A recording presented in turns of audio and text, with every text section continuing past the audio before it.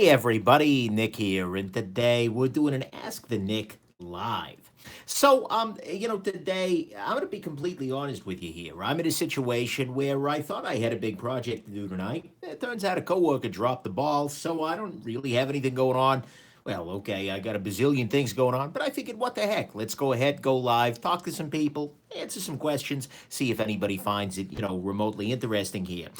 Now, before I get too much further into this, I need to see if I can get my the live stream over here on this tablet so that I can read the videos a little bit more readily. I don't know if it's going to work out. I may fail at this entirely, but at the very least, take this moment here to think about the kinds of questions that you might have for a jackass.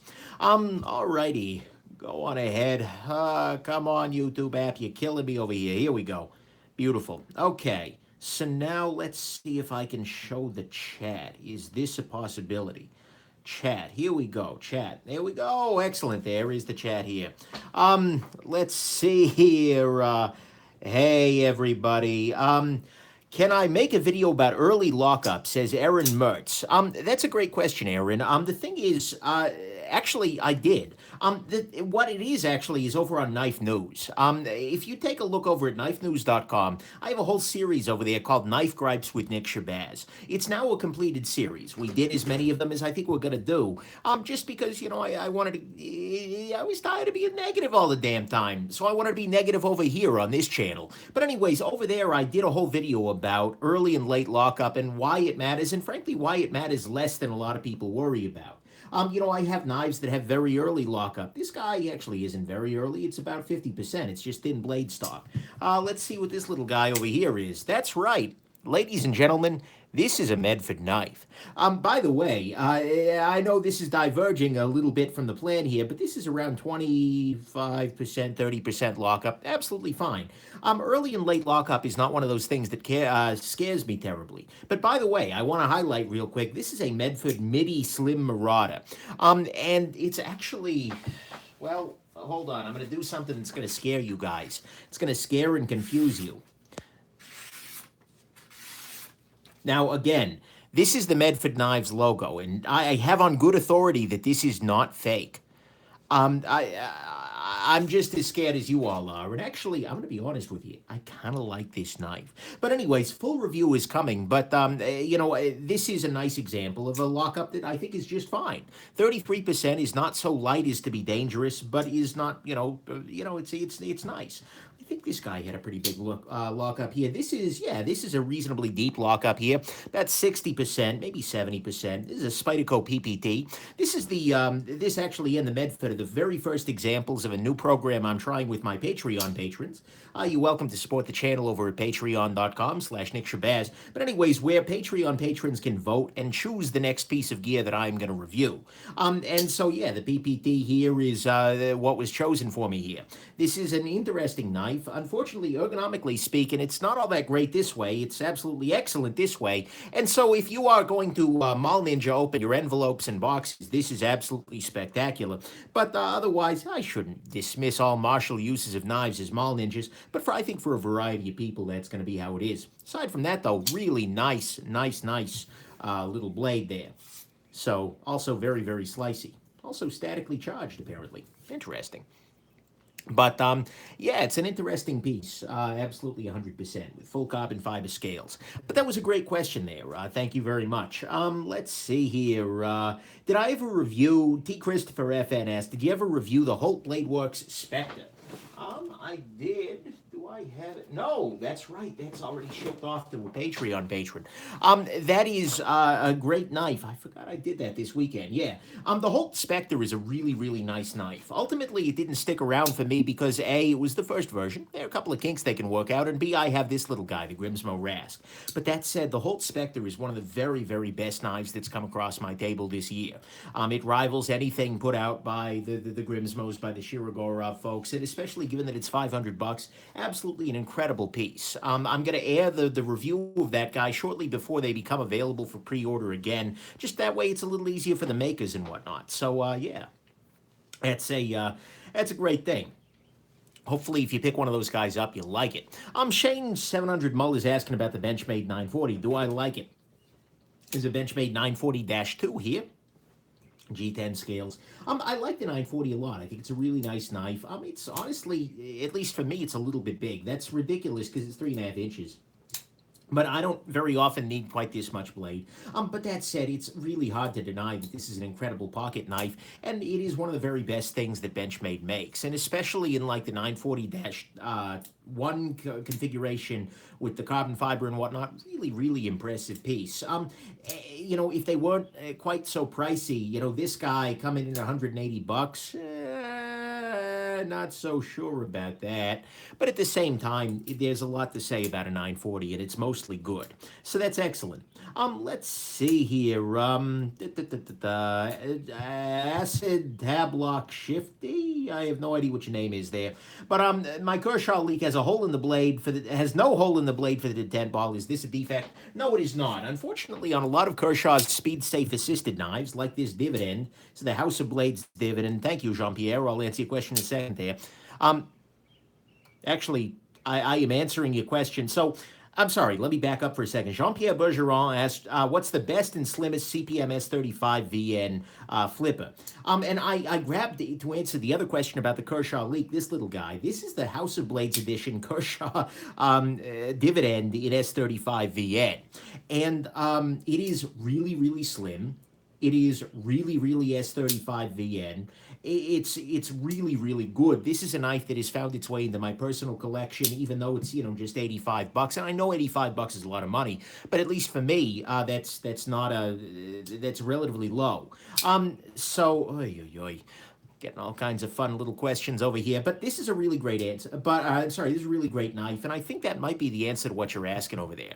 As for the detent ball hole, this does not have a detent ball hole because it's using a speed safe assist. And if you watch one of the videos where I disassemble and maintain a speed safe knife, like the dividend or the leak, you'll see that spring is what's keeping this guy closed. And then when you deploy a certain amount, so it doesn't need a classical detent. Unfortunately, that means it can't be de-assisted, and that's not a defect. That's just a simple fact. And it could be that in modern day, I don't remember if the leak had one or not in my model, but it could be that that's something they've changed. So there you go. The one other reason for a detent ball at all is so that it provides a low area of surface contact on the blade, so that it's nice and smooth and whatnot. But there you go. Let's see here. Bruce McIntyre asked, do you think Spyderco will ever release new models? Or are they just going to do PM2 and Manic Sprints in this week's Super Fancy Steel? Bruce, I'm sorry. Yeah, they have been releasing them on a regular basis. I mean, the PPT is, actually, I'm sorry, this is an older model. This is a Sprint of that guy. But they've dropped and released a bunch of new stuff lately. I mean, I'm trying to think of, like, they were a little behind on releasing some of the brand new stuff, but yeah, I mean, they're announcing new models regularly. Hopefully that means they'll be releasing more of them there soon. So, there you go. Let's see here. What are we asking here? S110V lightweight native. Yeah, Bagden Body just asked that. Oh, that's grim. But it just mentioned the native. Look, the native is one of the very best knives that I don't own on a regular basis. It's a great, great piece. Absolutely, I love it. And the Spyderco native is really, really spectacular. But the thing is, though, I have a couple of other knives that sort of diminish its usefulness. I have the mega native here, the Spyderco Shaman, which I am still in love with. And perhaps more every day. I have the Spyderco Delica, which is a slightly slimmer sort of thing. That's a beautiful thing there. And so a lot of these different things are really excellent. Sid, thank you so much for the donation there. And that's but anyway, so I've got a bunch of different Spyderco that kind of replace the native in my life. I don't need that kind of beef-a-too. You Bite the Peach Bite Back to ask, thank you for the donation. Do you buy knives from Blade HQ? I have absolutely bought knives from Blade HQ. This guy came to me from Blade HQ. I also will use other companies as well. Knife Center is very good. Knives ship free. The thing is, look and see if you've got a local shop. If you have a local shop, support them. Absolutely 100% you should support your local business. But it's really nice that we have specialty retailers like Blade HQ, etc.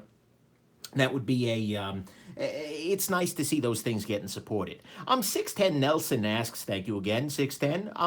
Have you seen Tucson knives? They're 20 bucks. I've heard of Tucson knives on a regular basis. They're very, very nice. The problem, though, is that I don't have a really good sense of the consistency, and there were always more knives. There were always more micro brands. There were always more things to check out. So unfortunately, I find myself struggling, especially when there are four more Chinese micro brands every day, to find the time to look at Tucson, to look at Ethan Grow or Alpenquack or whatever the heck they're selling me. I mean, every night I get four emails, and I'm not joking here, from various Chinese companies wanting me to take a look at knives, at watches, and things like that. And, as much as I appreciate that, unfortunately, I just don't have the time. And so I haven't spent time on things like Tucson, etc. So there you go. Jay Hayden Lewis, thank you, asks, in the spirit of the Z Hunter, how much would it cost you to carry the Voyager XL for a week? Um, I mean, obviously, for $1,000, yeah, I'd say for $1,000, I would do this. Like one-off payment, I would absolutely carry this for a week. The problem is it would require some substantial modification. I would need to remove the clip and then smooth out this area underneath here. I would also need to choose my pants carefully. I would need to carry some kind of, I'd need to switch into like 90s style Jinko jeans, because this is a little bit larger than most of the knives that I, generally speaking, carry. Like, for instance, the Alambic Busker here is slightly smaller than this guy.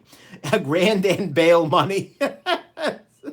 So this is a knife that would be very difficult for me to carry. I mean, the Z Hunter was awful to carry on a regular basis because he's just terrible. I mean, I'm sorry, little guy, but yeah. This guy is a functional pocket knife, but I couldn't take out my pocket knife anywhere. And so that's a little bit frustrating there.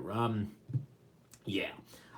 Let's see here. Should I get a Benchmade 940, or is there a better knife for the price? Ask you bite the peach. The peach bites back. You have some angry peaches in your area.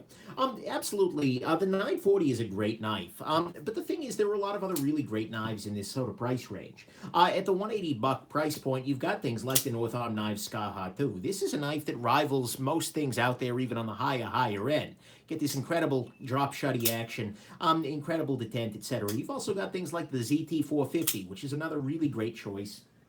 It's very similar in size and profile. Pardon me, to the 940. If you want something a little beefy, the Spyderco Shaman is in that same price range there. And frankly, I like the Shaman more than I like the 940. It's a very different knife, but I really do love the Shaman. This is, oh man, is a really great knife, and it's among my favorite Spydercos. I really, really like this. And the moment that they drop a freaking M4 version of this, I am buying it so hard. Sal Blesser, take my money. But anyways, so those are a couple of great options in that Benchmade 940 sort of range. But mind you, it's going to come down to your taste ultimately. And of course, you can spend a lot less money. You can get the Ontario Rat #1 in D2 steel, which is given bigger. But this is a really great knife, and it's like $40 or something like that. So don't feel like if you're just dropping into this, you're not spend much time in the knife community, that $180 is sort of the buy-in. At that point, once you hit 180 or so, I'd say even 150, like you're getting knives that are just as good as you would ever need. Case closed. Anything you pay beyond that, you're paying for style. And frankly, you can get knives like the Dividend here. This is $85. This is a really, really great piece. And again, past this, you're paying for style. And that's kind of that's the frustrating part about all this, is that, all this being running a review channel, is that after a little while, it's easy to get lost in that simple fact that there are so many of these really excellent knives out there that frankly could be anybody's only knife. And yet at the same time, I'm giving, all of these, I'm giving great voices, effort to all of these various other things that are also good. But, you could be very happy with the rest of your life if you bought one of these guys and stopped. Absolutely 100%. But yet we do crazy things, so here we are. I'm so sorry to hear that. 610 Nilsson says he bought a pair of 3. The tent ball flew out day 1.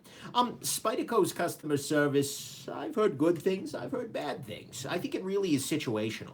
My Spyderco Shaman, actually, after a while of use, and particularly after beating on it a little bit, developed a little bit of vertical blade play. I sent it back to Spyderco in a little box, and they sent me back a brand new Spyderco Shaman. with zero interaction or anything like that. But I've also heard people having trouble. I think Spyderco is still getting to the point where their customer service is going to meet. It's one thing you do very much get out of Benchmade is excellent customer service. I very seldom do you hear any negative thing about Benchmade's customer service. So I do hope that Spyderco is going to take care of you there. But yeah, that is definitely an advantage when you go benchy. Let's see here. Gamma Ray Burst says, yeah, who's going to buy one and stop? Yeah, right. Yeah, I hear you. But sometimes you do need to stop. To give you a little example of stopping, this is the Casio Oceanus. I know what you're thinking, but Nick, you sold the Casio Oceanus. How do you have a Casio Oceanus? What's going on here? Have we gone back in time? No, we haven't gone back in time. I actually repurchased the Casio Oceanus. Oddly enough, I purchased this guy from the same guy that I sold the Citizen Perpetual Diver to that I had on the channel. He bought one of these. He liked the Perpetual a little better, and so I got this guy. This is a watch that I should have just bought and stopped. This could be the only watch I wear. Well, actually, it's not true. It's a quartz watch on solar with a capacitor. It probably will die during my lifetime. Hopefully my lifetime will be long enough that let's put it this way, I really desperately hope to outlive this watch. But nonetheless, I should have stopped there. That's a thing. Let's see here. Rich Correa is asking me, thank you, Rich, that is, any thoughts on 3-in-1 PTFE lube for knife maintenance? I've never tried, so 3-in-1 oil is a great thing. It's not quite, though, what I would use in a pocket knife, but not only is it a little bit fragrant, but I don't know. I've noticed it tends to gunk maybe a little tiny bit, but the thing is, it is good to go. For me, oil-wise, I tend to use this guy. I tend to use your nano oil, the 10 weight generally. Also sometimes there are other really good options. There's, for instance, Dewa Real Oil here, which is a lot cheaper than nano oil and is about as good. And so that's a nice option there. Makes it pretty compelling. And it could be that 3-in-1 works. What you want to be careful, though, with any of those kinds of lubricants with lots of interesting chemicals, make sure it's food safe if you're ever going to use your knife for food prep. And well done there, 610. And see, 610 says, bought from a Swedish site, they're going to send me a new one. This is another reason why it's a good idea to buy from a site like Blade HQ, like Knife Center, like GP Knives, like Indiana Knives, like Carmel Cutlery, any of these kinds of places, Hellacious Blades. Any of these folks are going to be really good to you because they are a small business. And the way that they stay afloat is by taking care of you. And so if you have trouble, they will help you out. And that's a beautiful thing. And that's something that you're not going to get if you just buy randomly from Amazon. Amazon is not going to help you particularly if something goes wrong. I mean, sometimes they will, but oftentimes they won't. And that's just not a beautiful thing. And so that's a good reason to try and find a local store. And the nice advantage with a local store is particularly with brands like Benchmade or Steel Wheel at this point, it seems like, you want to make sure that there's no blade play. You want to make sure that there's no issue with the knife before you buy it. And going to a local store is a good way to figure that out. So yeah, let's see here. Jean-Pierre Bergeron asks, any thoughts on Baum and Mercier? Honestly, no, I don't have any thoughts. Not that they're a bad brand. I've heard very nice things. I've just never got a chance to handle them.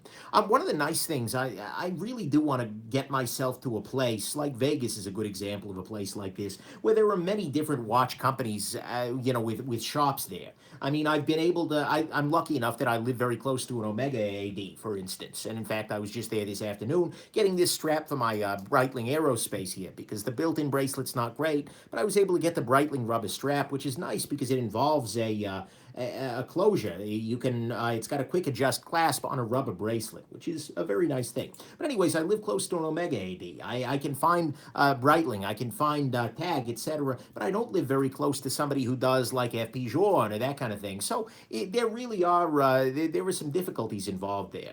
And so I'd love to spend more time in a place that's got more of a watch scene. But there you go.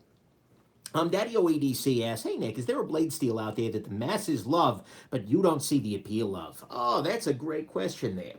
N690 is going to be that one for me, and I don't know about the masses. Honestly, there aren't that many people I know out there, and I don't have anything in N690, so I'm going to go ahead and put something beautiful down on the table instead. I'll put this guy here, or I'll put the Norseman here. That way you look at something pretty even while you're hearing something ugly. Yeah, that's true. But anyways, so N690 is a steel that's used very often by like South African, European makers. Honestly, it just has never impressed me. Just using it, maybe I'm sharpening it wrong. Maybe I'm just not a brilliant man. That's very possible. And steel snobs, please don't kill me. But yeah, like the Spyderco Roadie. Actually, you're right. I do have an N690 knife right here. It takes a nice edge. It sharpens up with a strop very, very nicely, but it doesn't hold that edge very long. And so as a result, I just don't feel really good about it. It's a steel that people make like these $700 custom knives in, and you're just like, really? Why? Well, M390. It's like, come on, guys. Polar makes it. I don't know. I mean, maybe it's really easy to heat treat. Maybe the N690 sales rep is sleeping with a bunch of South African people. I don't freaking know what it is. But either way, I'm not super impressed by it. As a result, it's not. It's a steel that I don't love. It's fine, but I don't particularly love it. So yeah. Let's see here. Nick, need a new knife under 200 bucks. Any ideas? Oh, Luke, what I will tell you is that if you go to nickshabazz.com/reviews, you will be linked to a spreadsheet. That spreadsheet has a list of every knife I've reviewed, and that is for the real, as well as a listing of their prices, so you can sort it by price, as well as whether or not I've called it a gem. Anything that you find that I have called a gem under 200 bucks is a really good option. And at that point, it's going to depend on what you're after here. Maybe you want very thin and slicey blades. You might consider the dividend or a nice Delica variant, something like that. Otherwise, there you go. So there you go. Let's see here. Peter Bonsignori, hey, thank you, Peter. Says you don't give Microtech a fair shake. They're super environmentally friendly, make 1,000% of their products in the USA. I don't quite, yeah, and they treat their employees great. You know, Peter, that may well be. But the thing is, for Microtech, my biggest issue with Microtech is stupid proprietary screws. They have a very, very strong, and for a long time, their warranty was outright user hostile. They've changed, or at least they've reduced the verbiage on the website so that it's less this way anymore. But it used to be the case that if you sharpen it at home, you're going to have problems with them. And honestly, add to that the fact that on every one of their knives, they're using stupid tri-wing screws. And they're not just like proprietary screws that are bad. Like, okay, this Alamic is using a proprietary screw. It's not a beautiful thing, but it is what it is, I guess. And I'm willing to kind of live with it. This Medford, but the thing is, this is just a set of holes. A spanner bit is going to work well. But those tri-wing screws are really, really bad. I really feel like they're a terrible fastener design, and they don't even sell the tool. And so for me, ultimately, it's a company that just doesn't appeal because they're trying to lock me out of their product. They've got a pretty ugly warranty, and unfortunately, they've had some, well, let's put it this way, they've been in a lot of lawsuits. And that's something that definitely discourages me as a reviewer from wanting to go any freaking where near them. I don't feel the need to give them that advertising. So I see what you're after there. But at the same time, yeah. So that's just, I understand there, Peter, that you are a Microtech fan and that you'd like to see more of that on the channel. But it doesn't make sense for me to really give that kind of time to somebody who's really not doing what I'm after here. So there you go. Let's see here. What ink refill am I using in my USG tie scribe bolt? That's a good question there. Right now at the moment I have, let's see here. This is a Mont Blanc blue medium roller ball in this guy. I really do like the Mont Blanc medium roller balls. Those are great. So that's where I'm going there. Hold on, let me show a message. Heehaw33 asks, last chance for me to buy a really high-end knife before I have a kid and have no money. The Arius, the Torrent, the Spectre, Shirogorov, a Rask, or a wild card. Well, as much as I like to advocate for the wild card, yeah, that's tough. The Arius is really good. The Millet Torrent is really good. My Torrent is on loan to Dr. Frunky at the moment. Holt Spect is great. It kind of depends on what you're going to want from life. The Arius is great, but it's a little huge. The Torrent is great, but it's not necessarily, it's not like the sliciest thing ever. What else? The Spect is incredible, but they're hard to get. The Rasks are, Rasks are good, but you're not going to find one. The Shiros are great, but you're going to pay way too damn much money for it. I mean, it really depends on what you're after. There are so many great high-end options out there, it's hard to say. So yeah, let's see here. Do I have a Blackwood Braden's asked, do I have a cricket fossil? I don't own a cricket fossil. I actually did get a chance to review one. The review just hasn't gone live yet. It's a simple fact of life that I have a lot more knives come across my table than I release on a given week. Part of this is just so that I can have a really off week and not air it, not film anything, and still be able to catch up. And part of it is just that, well, I've made a lot of videos, and so it's the case that I've got a bunch of reviews that are just kind of sitting there waiting to release. I feel bad about that occasionally, and in fact, you've seen that this week I've dropped a review every day, just because I'm trying to cut down on that backlog a little bit. But yeah, so there's a fossil review coming up one of these damn days. It's okay, it's a fine knife, but it also didn't blow me away in a couple of ways. So there you go. Great question. A bunch of people are asking me about my favorite blade steel. That's really tough. Okay, so a couple of different options immediately come to mind. One of them is M390, as present right here on the Alamic Buska here. This is an incredible, incredible, incredible freaking piece. This is a really, really nice steel, and a really, really nice knife for that matter. But I like M390 because it seems to have it's a nice compromise between sharpenability, between just flat out edge holding, and, ease of maintenance. M390 is just a really kind steel to work with. It cuts forever, and then when it's time to sharpen, it's not going to kick your butt. This is an S35 VN Kershaw Dividend. I've been talking about this knife a lot. It's a nice knife. But the S35 is another really good all-around steel. It's not quite as wear-resistant as M390. That's true. And, honestly, but it is very, very nice to sharpen, absolutely. And frankly, maybe a little bit nicer to sharpen than M390.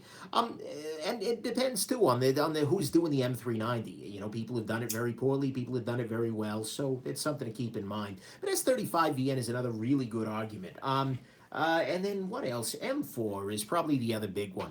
I really do wish we had more M4 in our lives. M4 is a great steel. It's very, very durable. It's very, very sharp. It holds, well, it's very sharp if you make it sharp, but it holds an edge forever. And like I said, make me a Shaman in M4. Sal, Eric, if you're listening, Shaman, M4, please. Carbon fiber handle, please.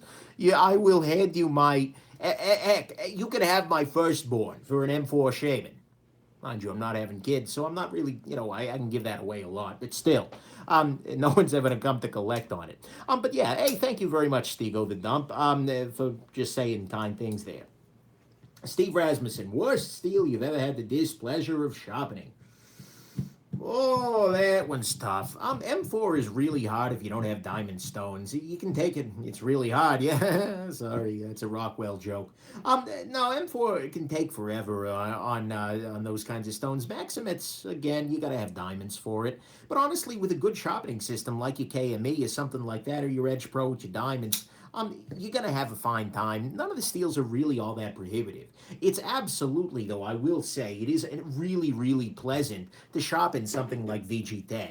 VG10 doesn't hold an edge forever. It's frankly a steel that's just barely okay at this point. But at the same time, God, is it easy to sharpen, and so as a result, it's pretty solid. Let's see here. Somebody's trying to get me to say something that's probably going to be like a racial slur or something. So I'm probably not going to do that. Nice try, though. Make me a Shaman without the nub going into the finger when it closes. That's a good point. That is one of the downsides of the Shaman, is it's got this little nubbin down here, that's the technical term, that serves as a very ineffective flipper tab. Yeah, see, didn't work. But at the same time, it's part of the blade guard, etc. And it doesn't really make all that much sense to have it there, but it is what it is. Niels Berg asks, any plans to do more of my Nick's take on this brand series? Yeah, maybe. I've kind of done a lot of the big ones, and I think my other opinions are widely known. Boker is a company, he just asked, what's your take on Boker? Sure, Boker is a company that has no filter. They release incredible knives on a regular basis. Like the Urban Trapper was very good. What else is a really nice Boker? The Excalibur 2 and S35 VN. No, it was the Excalibur 1. And S35 VN with the titanium scales. That was a great knife. But at the same time, they also release a bunch of unapologetic crap. And so I struggle with Boker, because, if something brand new is coming from Boker, it could be really well done. It could be terrible. I kind of feel the same way about Cricket, CRKT. Do I have a Cricket around? Yeah, Yeah, hey, here we go. Cricket squid. It's a $20 knife, whatever it is. Really, really inexpensive, but at the same time, it's nice because it is really inexpensive. And it's a simple thing that they've done well. So Cricket can do well, but very often they don't. And so, again, those are difficulties that I struggle with there. Paperbird asks, Nick, what's your favorite animal? Well, that's a really good question. I am personally a little bit fond of owls. They're great. Not only did I grow up with owls being a symbol of knowledge and intelligence and whatnot, which I absolutely support. But they are also they've got good night vision. They can turn their heads around what looks to be 360 degrees, although actually it's just a very large range of motion. They can't go all the way back around. And frankly, when it comes down to it. Owls give a hoot. Eh? Eh? Eh? So, anyways, I've got a little bit of an owl motif going around in my life here, and so that's pretty excellent. Let's see here. Essential knife for a knife collection asks Moritz Dealer. I actually have an entire video about that. Like what did I even freaking call it? Like what knives should anybody in the knife game own or try or something like that. That's a really good point. That's a really good video, I think, in expressing that. I largely agree with myself, which is nice. 610 Nielsen's asking my opinions on Rake Rewaiki knives. These guys over here. Honestly, at this point, speaking of these Chinese micro brands, I think Rake is probably doing the very best job of them all. In that I've not handled a Rake yet that is a piece of crap, and I've not seen anything that they've made that is a clone. And so as a result, I tend to like them. Are they perfect? No, not really. But at the same time, you get a very, very nice knife, a very nice action, and a really pretty nice price, generally speaking. And so I am a fan of their stuff. They tend to do a pretty good job. Let's see here. Galexic's Blade Works asks, how's the Booze Blade smoke holding up over long-term use? Is it still awesome, or have I found it lacking over time? It's still a great knife. The greatest part about this knife remains its profile. This thing is just so damn slim. It hides in the pocket really well. I'm pretty happy with the knife still. It doesn't get as much pocket time as some other ones, just because very often do I need a really long, thin blade like this. I don't eat steaks, but yeah, that's absolutely it's a nice thing. That's a good one. The unfortunate part though is that I haven't been able to get in touch with William Booz of Booze Blades for a while now. I've heard of a bunch of people who've been trying, and so I really hope he's like okay.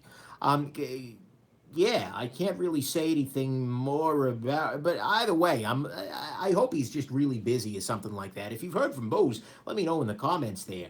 But and to the best of my knowledge, he didn't have like outstanding orders or anything. I'm hoping he's just really busy or something like that.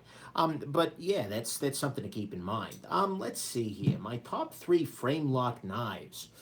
That's tough. Okay. This guy is a frame lock. This is the Alamic Buska. That's a really great option. You're making me choose among my children here. Okay, I'm not having kids, but I'm having knives and watches. Maybe the Sleesh Boys, another good choice. And probably either the Rask or the Norseman, maybe, or the Militaurant. I don't know. Probably these 3. This is hard here. This is Shabazzy's choice indeed. Yeah, so those are probably my choices, but I don't feel really super strong about that, so yeah. I have now been talking for 33 straight minutes. It's hydration time. So I'm going to try and keep the Cold Steel Voyager XL free of that for a second there. So talk amongst yourselves. Your topic this afternoon is yeah. Here, look at this pen. Wow, amazing. Alrighty, there we go. Back to the ranch. Blackwood Blades asks, are you vegan? No, I am not vegan. You can tear the cheese from my cold dead hands.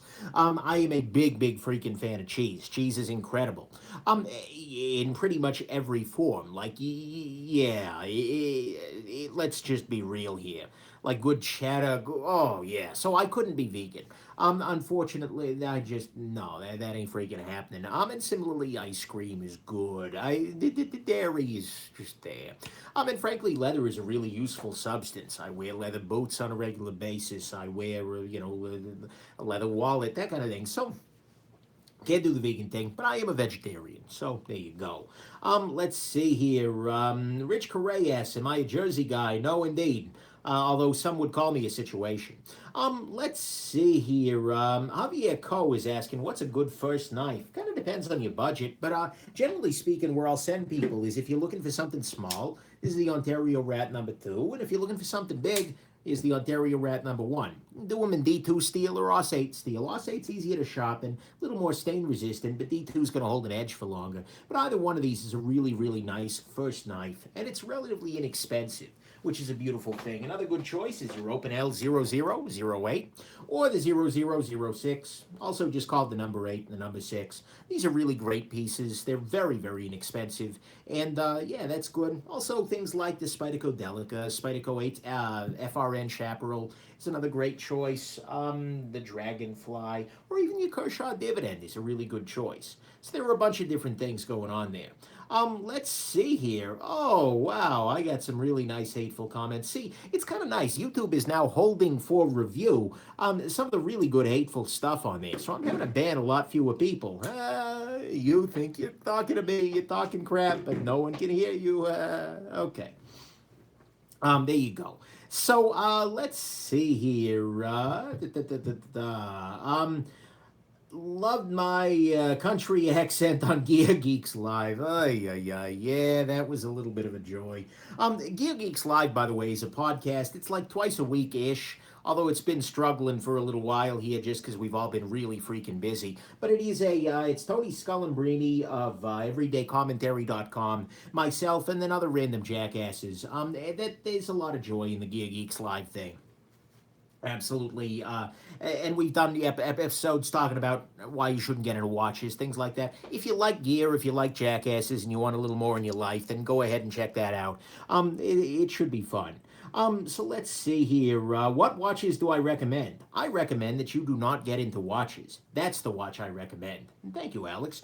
Watches are great, but it depends really what you want to spend. If you want to spend relatively little money, Citizen BM8180 is like $80. If you want to spend very, very little money, Casio F108 is a really great choice as well. If you want to spend a fair amount of money, Casio Oceanus, about $500, but all the watch you could ever possibly need. If you want to spend a bunch of freaking money, Omega Planet Ocean, 8900. Really great choice here. Way, way more watch than you need. That's the thing. Thank you very much, 610. Tyler H says, how much money would it cost for me to go Lynn Thompson on some fruit? That is the reference to Lynn Thompson's proof test videos. They recently did one on Instagram that was in really poor taste. It had some freaking folding knife, and then a guy had like a ballistics gel dummy hand on the table, and he's literally just using this knife to cut fingers off of this hand on a table. And it was just the ugliest thing I've ever seen, because honestly, that's why we can't have nice things. They had to close the comments on their Instagram threads, and it was so freaking unfortunate. And it was, because it's like, who are you proving this for, ISIS? Come on. And, they when I asked them about it, well, self-defense is a valid use of your knife. Well, yeah, but when is putting fingers on a table and chopping them off self-defense? Ay, ay, ay. So I think the proof test videos are funny, and they certainly can be, but I also think they do cross the line on a regular basis. That said, I would love to do a little bit of that myself. Maybe someday it'll happen. Yeah. Let's see here. Sullivan asks, are you excited for the steel wheel ant lock this fall? So Steel Wheel Knives, the folks who made this little guy here, they are an interesting company. They came out with the Cut Jack series, which is really, really good. And then, unfortunately, I've watched their quality control suffer. I had a bad modus happen recently on the table that was just, I think they're probably getting jerked around by their suppliers. And they had some bad heat treat on some M390. Bad heat treat? I don't know. But anyways, but they're an interesting company. I'm looking forward to the Antlock, but the thing is, I'm going to believe it when I see it, because Steel Wheel has announced a lot more knives than they've ever released. So keep that one in mind there. Let's see here. Wedding day knife asks Anthony Camiso. Um, I'm actually still struggling with that one, Anthony. I'm probably these are kind of the two contenders here. This is a GEC 99 pattern Wall Street knife, as modified by my buddy Toad Sticker, who was in here for a little while. This is a really nice choice. The other option is this little guy. This is the Chris Reeve tie lock. This is an incredible piece and has been with me on a number of occasions in my life. He was with me when I bought my last car, which is a big occasion. Let's just be real here. This is I like this knife a lot. And so I'm kind of torn between these two guys here. That's a really nice thing. Let's see here. Looks like somebody may be cruising for a bruising, or at least planning for a banning over there. So, yeah, let's go on ahead and do some quick banning right here. I understand you're 12, but bye. Let's see here. Burnt Toast asked, Nick, have you had a chance to handle any Best Tech knives? I have. They're okay. The ones I've handled have been fine. Honestly, I've been a little bit more impressed with Ruaiki lately, Rake, but, Best Tech does good work, too. They just don't strike me as well finished yet. Sikari says, $100 if you carry the Z Hunter during the wedding. No, I'm sorry. Look, there's a very special place in my heart here, but the wedding day is a very, very special place in my heart for somebody else, and it ain't the Z Hunter.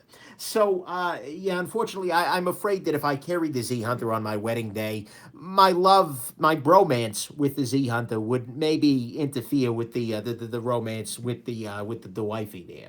So, there you go. I have no idea what people are talking about. Already predicting my divorce. Well, that's really nice of you. Thank you very much. Wedding cake cutter 94547 slew asks, what's the wedding cake cutter? Well, naturally the only record option there is this guy right here. This is one of that class of knives which you may or may not have noticed always needs to be slammed down on the table. There is no way to lightly set this knife down. It just, even if it's relatively lightweight in the grand scheme of things, it needs to be set down aggressively. Same thing with the ZT452 CF. It just needs to be, it needs to happen. There's some semiotic meaning to that right there. So anyways, but I digress. We are actually not going to do a classical wedding cake, as we have many, many guests. We don't have many guests, but we got some people with dietary allergies, so we just do some cupcakes instead. Jean-Pierre Bergeron asks, most useful blade shape. Jean-Pierre, that's a great question. There are some really nice blade shapes out there. For me, though, what I kind of keep coming back to is something like this little guy here. I mean, not necessarily the reverse tanto, but where you've got some flat in the middle here, you've got a little bit of belly, and you've got a nice pointy tip. To me, that seems to be the winner. I mean, certainly, there are other really useful blade shapes out there. The Razel style blade is spectacular. We need more of these in life. In general, I think it's a really nice shape, but at the same time, there are many cases where it doesn't work out quite so well. And so ultimately, this kind of a blade shape here, where you get a flat, little bit of belly, and a tip, it, to me, seems to work out pretty well. I'll also give a nice shout out for a Warney or a modified Warney sort of blade, Warncliffe that is, like this guy, because there you get these really nice drawing cuts that are really good. But yeah, that's something to say. Let's see here. Danielle Clark asks, am I gay? No, I'm not, but there's no shame in it if I was. So, good question, but alas, the fiance is probably pretty happy that I'm not, because otherwise that would be really awkward. Fiance's a woman, by the way. But anyways, so yeah, let's see here. Theodore Graham asks, do I ever get cut? Speaking of cold steel. Actually, the funny thing is, all of my time as a knife reviewer, I've only gotten cut a few times. One of those times was the ZT452CF. I just finished cleaning it up because I got the original one that I had used. I just finished cleaning it up. I did not expect it to be remotely as fast as it was. And so when I went to close it again, it just slammed down and hit me right in the knuckle here on my thumb. And that was really awkward because healing this surface right here that sucks. Another time I got cut was with the cold steel tie light, where you could actually watch me get cut live on video. It's a little bit gory, but luckily it wasn't that gory. But that was definitely a cut for 100% sure. And then the steel wheel resident actually got me recently. Advanced knife bro. Can you still see them cut? So I had just come out of the shower. And so my hands were all soft and soapy and cramped. Not soapy anymore. I'm slightly better at showering than that. But it has a very, very strong thumb disc. Do I have a thumb disc nearby? I hope I don't have a thumb disc nearby because thumb discs are awful. But if I do, it'd be nice for this one case. I don't. But either way, it has a nice straight area with little serrations on it. And so when I was trying to get this guy to flick open, because it had a super strong detent, I just ended up slicing my thumb open on there. So that was not great. Yeah, not a big fan of that guy. So there you go. Let's see here. Two Dashes asked, did I ever wear Jinkos? That's JNCO jeans. For those of you who grew up in the 90s, late 90s or so, there was a time in which they were ridiculously large-legged pants. They're called Jinko jeans. I don't even know what Jinko stood for. Probably Jean Company. But yeah, unfortunately, I was not a Jinko wearer. I don't think my folks would have quite gone with that one. And frankly, I was yeah. So that's not a great thing. Let's see here. Steven Cisneros asked, "What are your thoughts on bone conduction headphones?" Steven, that's a really technical question, but one I'm perfectly happy to answer. So the thing is, most headphones, like these guys right here, these are Sennheiser HD650 headphones. They work by vibrating a little membrane here, which basically vibrates the air and produces a pressure wave, which is sound. In case those of you are unfamiliar, I am actually an acoustician. I am a card-carrying member of the Acoustical Society of America. But anyways, I digress. And so that sound wave basically bounces off your eardrum. Bone conduction headphones actually go against your skull. Let's pretend this is your skull here. And then they vibrate the skull itself. And so this has the advantage that it bypasses all the little tiny bones in there, the hammer, the anvil, stirrup, that is, bypasses the eardrums, bypasses that entire middle ear and goes straight to the cochlea. This is fine. The problem is the frequency range can be a little bit more limited there, and frankly, they're a little uncomfortable because they have to be pushed right up against your head there. They're great if you work in a very loud situation where you need to damp all the sound coming into your ears, but then still get some, but it's not a great situation overall. They are really nice, though, however, for people like me with conductive hearing loss. So it might be something to consider if you've got that, but otherwise probably not. Cool Dude 007 asked, do I know of any decent knife stores in Southeast Michigan? Southeast Michigan is kind of where I live, so I'm sorry to say that no, not really. I haven't yet found any really good ones lately. That's a thing. Let's see here. What am I doing here? Let's see. The Skippy says, damn you, I just bought a Norseman. My deepest apologies. In your honor, I will put a Norseman down on the table here. Grimsmo Knives Norseman. Shaka 831S, XHP or CPM S35VN. So here's a knife in XHP, and here is a knife in S35. Come here, knife in S35. S35, here we go. North Arm Knives, Skaha here. XHP is a great steel.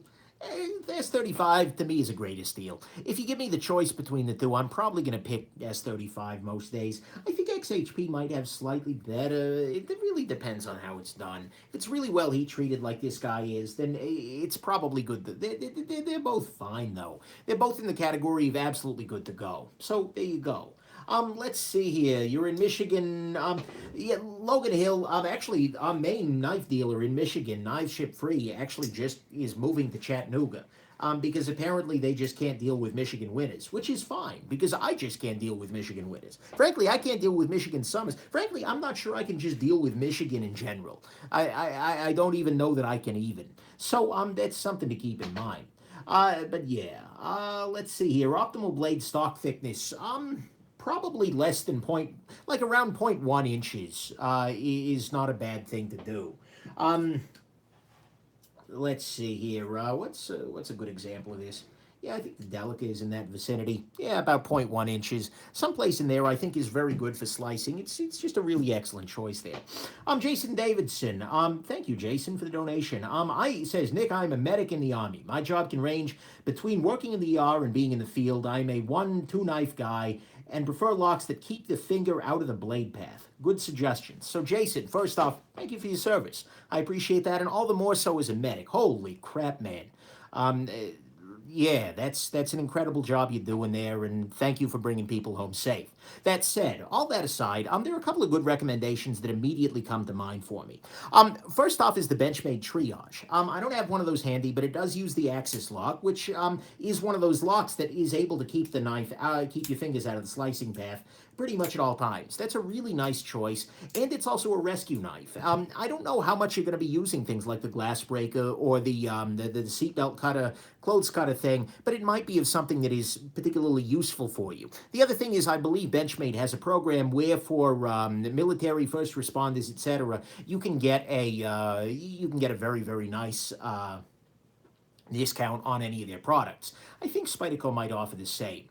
Another good thing to consider there is actually a knife with a compression lock, like the Spyderco PM2. This is the Paramilitary 2 is one of the very, or frankly, the Spyderco Shaman is another really good thing to consider here. It's a little bit beefier, so it may not be as well suited to what you're after, but the PM2 is a really great knife, and a lot of people in the military have used it to great effect. So, and again, this has the advantage that your finger doesn't ever need to be in the slicing path to lock and unlock this guy. So that's a really nice choice. So the PM2 or the Shaman are other really, really good choices. What else is good for that situation? Button locks are not bad. There aren't that many people making great button locks. And so honestly, my very first place I would send you is the Benchmade Triage. It's a really, really nice piece. They do really good stuff. And of course, there are other multi-tools like the Leatherman Raptor, that kind of thing. Or an automatic knife. You may be in a situation where on the regular basis, you need, single hand deployment 100% reliably. In that case, an automatic is not a bad approach either. But automatics have their disadvantages in civilian world for legal reasons. So there you go. Let's see here. Wow, a lot of people screaming in here. That's not great. Cedric Athlan asks, Hindera or Sinkovich? So right here is a Sinkovich knife. This is the ZTO 452. Right here is a Hindera knife. This is the Hindera half track. These are very, very different designers. Sinkovich tends to make very fast-looking knives. He tends to make very design-focused knives. They're very well done. Sinkovich is one of my favorite designers. Hindera also is a very, very good designer. He is one of my favorites, absolutely. This is the half-track. But Hindera, this encapsulates a lot of what makes Hindera Hindera. This is a relatively small, but very, very thick knife. I mean, this is a really beefy, hard-to-kill frame lock sort of knife. And that's what Hindera does best. Hindera really loves beefy, hard-to-kill knives. That's fine, but it's something to keep in mind. For me personally, Sinkovich's aesthetics are a little bit more to my taste. One really good way to get into Sinkovich at an inexpensive level is with this little guy here. This is the Kershaw Atmos. You will pay about $40 at most. For this guy, and it's got a great action. It's a really, really nice piece, and it's another beautiful Sinkovich design.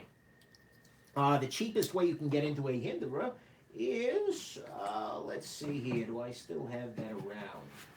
Maybe? Hold on. No. Yes, I do. Kershaw Pub. Right here, how the hell do you open this thing again? That's right. Oh, I'm sorry. No, that's Sinkovich again. This is another Sinkovich design. I'm thinking of the Kershaw Cinder. Different thing. There's another weird Sinkovich piece here. So, yeah, that's a great question there. But both of them are really great designers, and both of them, I think, do deserve respect. So, yeah, there you go. Let's see. ZTO 609. Yeah, I'm going to review the 609. It's got the freaking proprietary pivot is the issue with it, though. I completely screwed up the knife by making it so that a bearing knife cannot be disassembled without giving them more money. This is roughly equivalent to a guy walking up to you, kicking you in the nuts, and then saying, I'll give you an ice pack for $20. Like, it's nice that he's giving you an ice pack, but come on, don't be a dick. And so, unfortunately, ZT was a dick there, and I'm going to comment on that. However, a lot of people are commenting that this is a knife of current interest, and that I really should put my hatred aside for it. I guess I'll probably do it. I'm gonna wait till the freaking tool comes out, but ugh, yeah, that's ugly. Gunworld74 asks, why do you dislike Cold Steel? I don't dislike Cold Steel necessarily. I dislike some of the things that they do. The lawsuits about San Mai, that's ugly. But they also make some very nice knives, like the Ultimate Hunter was a very nice piece. The Cold Steel Voyager XL is a hell of a knife.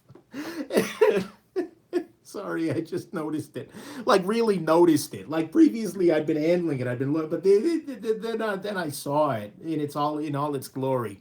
No, I don't have a problem with Cold Steel, and they do make very safe knives. They can do some very nice stuff. But yeah, D-Man Killer 72 asks, what if they included the tool with the 0609? That would definitely be better, but it's still, why are you doing this? Like, why make a bad pivot to start with? This is a solved problem. ZT makes great pivots the rest of the time, and then they do something crappy. So yeah. Anyways, I digress. Let's see here. A Canadian soccer mom asks, are carbon fiber scales worth it? Depends what worth it means to you. I mean, it's nice. It reduces weight a little bit. But at the same time, not always, because this is still a freaking heavy knife here, the PPT. But, yeah, I got a fair amount of carbon fiber around. We Knives, Eschaton, Protec Runt here. Do I have any other CF around here? Probably. Either way, carbon fiber's fine. It's a nice material, but it's also not like, oh my god, performance. It's not like your life has just gotten better now that there's carbon fiber. You buy it because it looks pretty and it's lightweight, but beyond that, not necessary. Let's see here. Why did I go live at the same time as Snuggle Bunny? I didn't know Snuggly was going live. I actually feel bad about that. I don't mean to steal from him. We complement each other, not, yeah, okay. No, that's a shame. Sorry about that, ADC with Aaron. But yeah, let's see here. Innocent Chip wants me to say the word moist. It is Michigan. It has been raining all freaking day. It is moist as around here. Like Michigan has, speaking of pure freaking Michigan, Michigan has this means of moisture that is just amazing to me. Like the amount of water up in this thing, and I know it's surrounded by lakes on all sides. This should not shock me. But holy crap, people. Michigan, put your water on the ground for freaking once. Anyways, I digress. Yeah.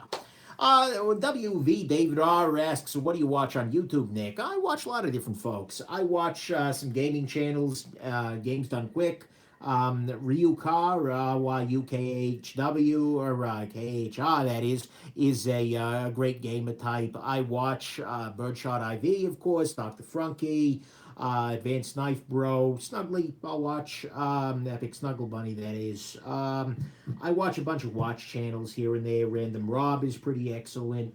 Theo and Harris overprices everything they sell, but they're reasonable to watch. That's something, what else is worth a damn? Thank you, Gavin. I don't watch any of the major YouTubes. Oh, I'm sorry. I do watch one major YouTube celebrity, and that is Hydraulic Press Channel. These folks literally do nothing but crush things with hydraulic presses, but the thing is, it's like this Finnish jackass and his wife that are just so freaking into it. Like I listen to them and it's just like, oh my god, I love listening to these folks.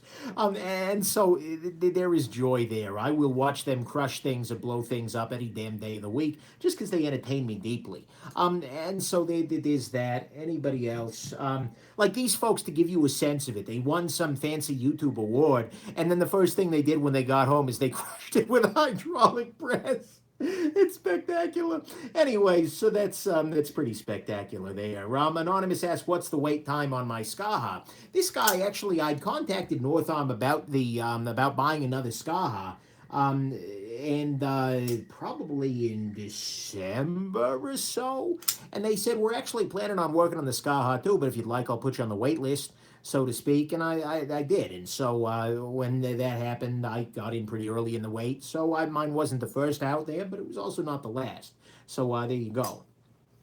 Let's see here. Shane Ab asked my attending blade this year. It's very, very unlikely, Shane. I have way too much going on. There's like the weirdest, remotest chance that I might be able to jet off for a week, for the weekend, that is, but it's probably not happening. Let's just be real here. Let's see here. Have I seen the new Avengers Marvel movie? No, I have not. Why am the people are going to be asking why am I stroking the PPT here? Oh, God. Stroking the PPT does not sound right. No, it's just it's got a nice little chamfer there that was amusing me. But anyways, I haven't seen that guy yet, so there you go. Let's see here. Also, by the way, I Captain America: Civil War triggered a civil war inside my household. Is the other reason I'm a little reluctant to do that because I am Team Iron Man every damn day of the week. I am a scientist. I am a technologist. I am a person who believes that the solution to pretty much everything is a healthy supply of money and a great deal of technology. Whereas the fiance, she is much more of a Captain America type. She looked at the freaking Winter Soldier guy, that freaking, the Manchurian jackass, and she was like, oh my God, how dare he's looking at him like a freaking kick puppy. I get it. He's like, I feel bad for you. Anyways, so this movie set off a small civil war in our household. And so it is still the case that I'm a little bit gun shy about taking the dearest fiance to the freaking Captain America Avenger, whatever the heck movie, just because I know I'm going to be seeing that freaking jackass Mary Sue Captain America there, and I'm a little bit afraid that they're going to take care of Tony Stark here. No freaking spoilers in the stream. So there you go. Let's see here. What knife does my fiance carry? Colt, see, most of the time she is carrying a Kershaw Link in S35 VN steel lately. The Link equivalent to this guy here. Very, very nice piece. Let's see here. Nick reviews Nick's face. That would be entertaining. Julian M asks, how do I shave? Usually with a double-edged safety razor. I have a couple of videos to do on safety razors, actually. But, yeah, there's a go. Gray Home asks, do I keep a knife in my car? Absolutely. I keep a Mora knife companion in the survival kit in the back of the car, and then usually I've got a knife on me. So there you go. Let's see here. Some guy whose name is exactly 2 dashes, so I'm just going to refer to him as, says, judging people by the quality of their possessions is always dumb. Yeah, I agree. By and large, look, I give a lot more respect to somebody who's thought very carefully about their everyday carry than somebody who's just spent a great deal of money on it. If somebody walks up to me and they're wearing, an Omega Planet Ocean, they are carrying a, I don't freaking know, Grimsmo, Rask, or something like that. They've got, but, and then you ask them, oh, why are you carrying those things? They're just like, well, somebody said they were the best. I have a lot less respect for that than somebody who has actively thought out what it is that they're carrying. Somebody who walks up to me and says, Nick, I absolutely love everyday carry. My carry is an Ontario Rat number 2.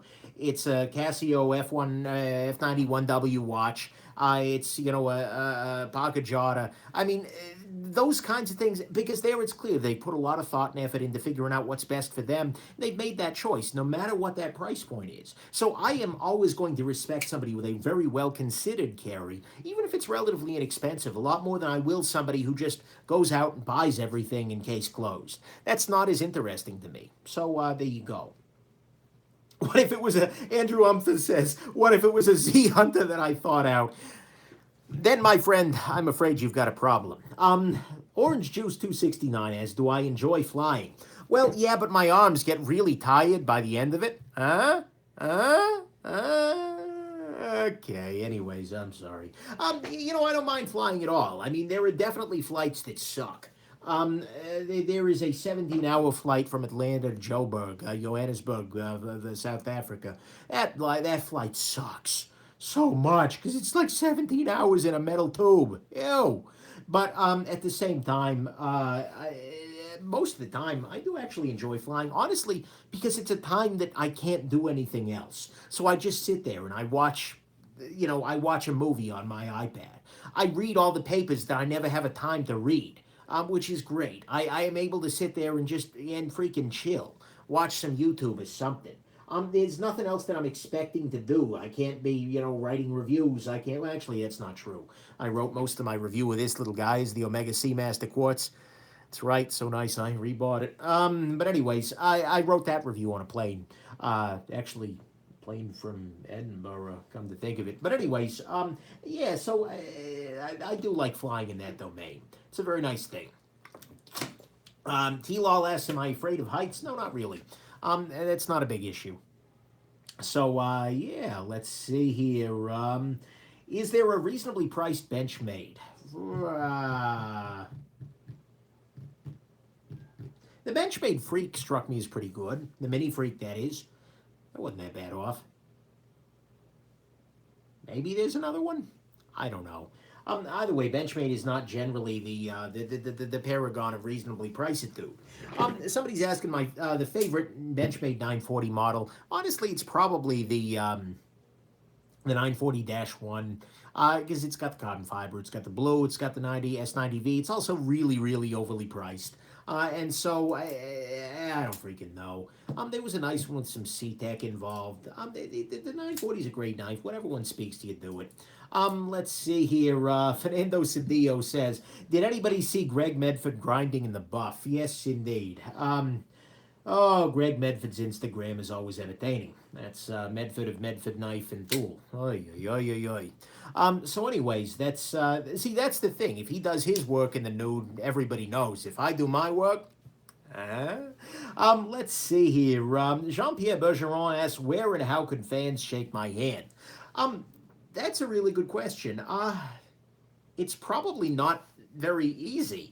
I've talked about doing like gear meetups for patrons and things like that, but it kind of depends on you being in the same rough region of the world that I am in, and many of you are likely not. If I were doing Blade Show, I might try and do something, but I also try and keep a very low profile, so I don't want to be, holding court someplace necessarily either. That's not necessarily a great thing. So Jean-Pierre, unfortunately, I don't really have a good answer for you there. If you ever meet me on the street, I have met a couple of Nick Shabazz fans just walking around on the street. People, I'll see somebody with a knife clipped in their pocket, and they're like, hey, and I know it's really unlikely given the number of subscribers, but it actually happened. Like, a guy at my work actually noticed, like, yeah, notice Spider Crochet. Like, wait a second, hold on. I know that voice. Yeah, that was pretty entertaining. But anyways, so probably not happening. A little harder. Let's see here, guys. Let's keep the hate speech to a minimum there, shall we? Oh, Night Squats is asking for an elbow reveal. Are you ready? You ready, Night Squats? Oh, oh yeah. There you go. I hope you luxuriated in that one there. Let's see here. Would I wear a Batman mask at a meet and greet? That would be entertaining. I actually contacted the Blade Show people back when I thought there was the remotest chance in hell. That I would be able to go to Blade Show. Sorry, I got a bunch of freaking trolls. And I asked them, could I wear a Batman mask in this? And the gal says, we prefer that people be able to directly understand who they're working with during the course of the show, which is French for, you fucking jackass, what are you even asking? So unfortunately, I could not wear a Batman mask to Blade Show, which would be ideal in many, many ways. So, yeah. Let's see here. Full Batman costume and I'd be there, absolutely. Yeah, Dave Glonner, I'm sorry. I am just full of fur. That's a simple fact. I'm a Yeti. Let's see here. Do I own any Bastinelli knives? Not at all. Can I put a mask on that ugly knife? No, I can't. Actually, I could, I guess. Now it's the Bat Medford. By the way, see these little things? It's where I put my glasses on a Batman mask, because that's what I have to do to be able to see while I'm wearing the Batman mask for a watch review. So next time you're watching a review of like a really super classy $9,000 watch, just remember there's some jackass there wearing the glasses over a Batman mask. And actually, on that note, while I am proving myself to be just everything that all of my haters believe me to be, by God, I think it's about time that I sign off. Thank you very, very much, everybody, for stopping in. There were a bunch of freaking people in here, 301, that's amazing. Thank you for everybody who donated. Thank you for everybody who continues to support the channel via being a Patreon patron. It does make this channel possible and workable. Thank you to, well, frankly, thank you to all of you. You're freaking great. I appreciate this, and it makes these things always a joy. It's absolutely wonderful. So, anyways, have yourselves just an absolutely wonderful rest of the day, everybody, and have a good one. Bye now. Have a wonderful rest of your day. Have a good one. That was a really poor ending. So instead, we're going to end this with a bang. Bye now.